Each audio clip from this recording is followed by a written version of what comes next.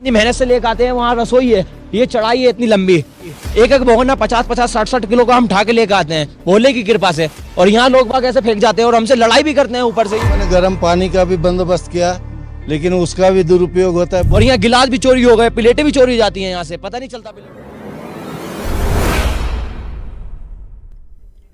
नमस्कार दोस्तों, वीडियो का थंबनेल देखकर इतना तो आपको पता लग ही गया होगा कि आज की इस वीडियो में हम किसी ऐसी चीज़ के बारे में बात करेंगे जो नहीं होनी चाहिए। बात है केदारनाथ धाम की। बात है उस धाम की जहां चारों धामों में से सबसे ज़्यादा संख्या में लोग पहुंच रहे हैं। बात है उस धाम की जहां पहुंचने के लिए मारामारी हो रही है। किसी को रजिस्ट्रेशन नहीं मिल रहा है तो किसी को हेलीकॉप्टर की बुकिंग नहीं मिल पा रही है। बात है उस धाम की जहां लोग किसी भी हाल में पहुंचना चाहते हैं, भोलेनाथ के दर्शन करना चाहते हैं, भोलेनाथ का प्रसाद खाना चाहते हैं और उसके लिए किसी भी परेशानी को झेलने के लिए तैयार हैं। तो आखिर क्या हुआ उस भोलेनाथ की नगरी में जो नहीं होना चाहिए था? उसी बाबा की नगरी में भोलेनाथ के प्रसाद का अपमान होते देखा जा रहा है। लोग वहां भरपूर प्रसाद ले लेकर डस्टबिन में डाल रहे हैं। दोस्तों, सही और गलत नज़रिए की बात होती है। हो सकता है जो मेरे लिए सही है वो आपके लिए गलत हो, ये तो अपनी अपनी सोच है। लेकिन जब बात श्रद्धा और आस्था की आती है तो सभी एक मत हो जाते हैं। भगवान की नज़र में जो गलत है वो सबके लिए गलत है। और अब आप खुद सोच कर देखिए कि क्या केदारनाथ धाम में ऐसा किया जाना सही है? जाने वाले लोग भी तो हम में से ही एक हैं, हम लोगों से ही भीड़ बनती है। ऐसे में सबकी सोच मायने रखती है। चारधाम यात्रा की शुरुआत हुए 1 महीना हो चुका है। इसी के साथ भक्तों की भीड़ महादेव के दर्शन के लिए भी निकल चुकी है। अभी तक सोशल मीडिया पर आपने चारधाम से जुड़े कई वीडियोस देखे होंगे।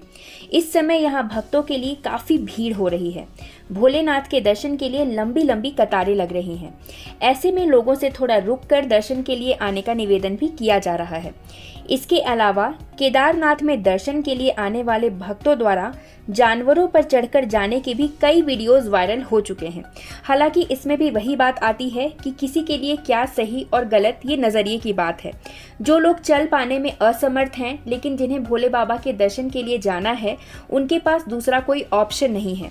अगर वो हेलीकॉप्टर से नहीं जा सकते तो उनके पास यही एक ऑप्शन बच जाता है कि वो घोड़े खच्चर या फिर पालकी की मदद से भोलेनाथ के दरबार तक पहुंचे। अब इसको भी लोग दूसरे नज़रिए से देख रहे हैं कि जानवरों का गलत तरीके से इस्तेमाल किया जा रहा है, इसकी वजह से जानवरों की मौत हो रही है। हालांकि उनकी सोच भी अपनी जगह गलत नहीं है, लेकिन फिर ये तर्क का विषय बन जाता है। इस वजह से कई जानवरों की मुश्किल चढ़ाई के दौरान मौत हो जाती है। इन विवादित वीडियोस के बीच अब मंदिर में हो रहे एक और महापाप का वीडियो शेयर किया गया। और ये महापाप है क्या, ये हम आपको यहाँ बताते हैं। केदारनाथ की आसपास की चीजें काफी महंगी मिलती हैं। खाने पीने से लेकर ज़रूरत की चीज़ों की कीमत ऊपर जाकर बढ़ जाती है। और बढ़ने का एक कारण भी है कि वहाँ तक चीज़ों को पहुँचाने के लिए लोगों को अच्छी खासी मेहनत करनी पड़ती है। ऐसे में भक्तों के लिए मंदिर में भंडारे का आयोजन किया जाता है। दर्शन के बाद थके भक्तों को मंदिर के प्रांगण में ही प्रसाद बांटा जाता है। लेकिन हाल ही में एक वीडियो शेयर कर दिखाया गया कि कैसे यहाँ लोग इस प्रसाद को बर्बाद करते हैं। हर तरफ प्रसाद फेंका जाता है। ये देखा जाए तो एक तरह से भोलेनाथ का अपमान ही है। दोस्तों, प्रशासन के द्वारा पूरी कोशिश की जाती है कि जो भी भक्त भोलेनाथ के दर्शन के लिए केदारनाथ धाम पहुंचे हैं उन्हें भूखे वापस ना आना पड़े, इसलिए उनके लिए प्रसाद का आयोजन किया जाता है। अब ये आपकी, हमारी, हम सब की नैतिक जिम्मेदारी हो जाती है कि हम उतना ही प्रसाद ग्रहण करें जितना हम खा सकते हैं।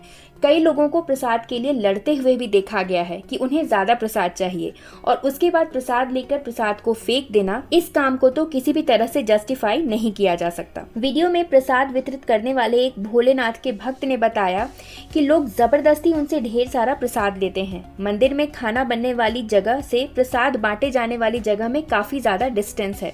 ऐसे भारी बर्तन को उठाकर एक जगह से दूसरी जगह बहुत मेहनत से किया जाता है और लोग लड़ाई कर ज़्यादा प्रसाद लेते हैं और फिर उसे कूड़ेदान में फेंक देते हैं।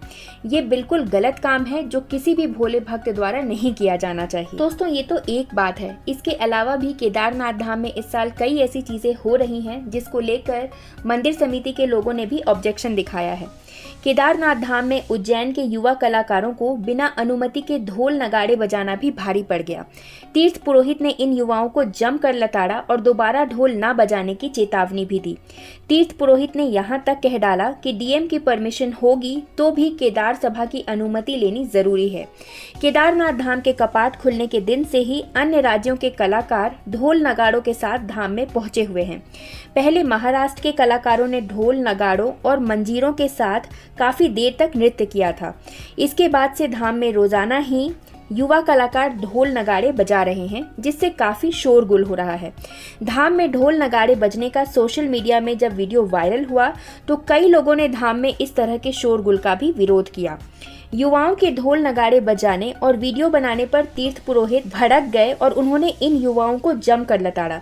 यहाँ तक कि उन्होंने एक ढोल वाले से ढोल छीनकर फेंक भी दिया। उनका कहना था कि धाम परिसर में बिल्कुल भी ढोल ना बजाया जाए, यहाँ केवल मंदिर का ढोल बजेगा, इसके अलावा कोई शोरगुल नहीं होना चाहिए। उन्होंने इन युवाओं से ये सवाल भी किया कि यहाँ ढोल नगाड़े बजाने की अनुमति उनके पास है ही नहीं, यदि कोई अनुमति है तो वो उन्हें दिखाएं। हालांकि ये लोग इस तरह की कोई अनुमति नहीं दिखा पाए।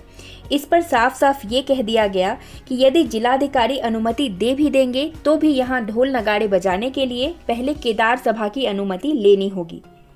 वहीं उत्तराखंड के मुख्य सचिव राधा रतूड़ी ने चार धाम यात्रा का दुष्प्रचार करने वाले और यात्रा के संबंध में फेक न्यूज बनाकर वीडियो बनाने वालों के खिलाफ कठोर वैधानिक कार्रवाई के निर्देश दिए हैं। मुख्य सचिव ने कहा है कि फेक न्यूज या वीडियो के जरिए यात्रा को बदनाम करने वाले तत्वों के विरुद्ध तत्काल एफआईआर दर्ज कराई जाएगी। बिना रजिस्ट्रेशन व ट्रिप कार्ड या पोस्ट डेटेड रजिस्ट्रेशन की बसों एवं गाड़ियों का यात्रा मार्ग पर संचालन होने पर इन बसों को यात्रा मार्ग से ही वापस भेजने के निर्देश दिए गए हैं।